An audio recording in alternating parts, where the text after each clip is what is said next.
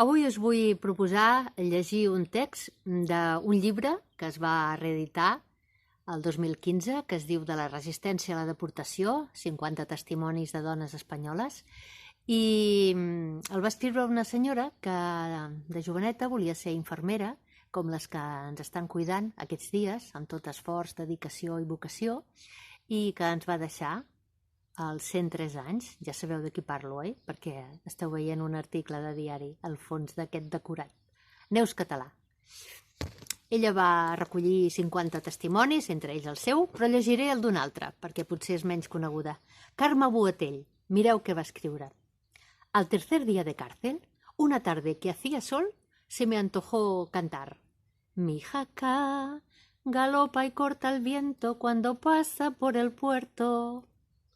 Caminito de Jerez. Y yo allí encerrada. Pero lo que no podían aprisionar eran mis pensamientos, mi juventud, mi familia, mis camaradas, toda nuestra lucha, los sueños de la victoria. Seríamos victoriosas aunque cayéramos ante el piquete de ejecución o en la tortura. Al atardecer había 2 horas de calma para las presas. Y fue el momento que aprovecharon las camaradas de la celda vecina para llamarme.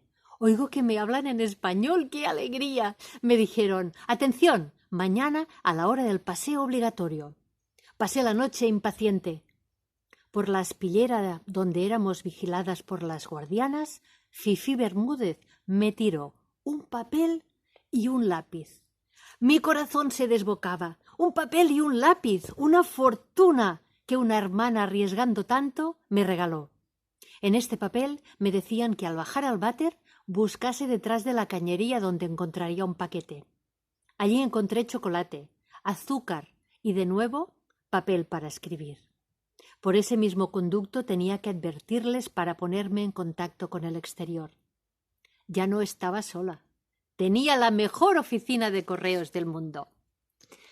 Al poble on va néixer i morir la Neus Català, als Guiamets, hi ha una escultura a la plaça dels Joves feta per una artista gironina de les comarques del Girona. I la pregunta que us faig és aquesta. Qui és l'escultora, autora d'aquesta escultura de la Neus Català als Guiamets?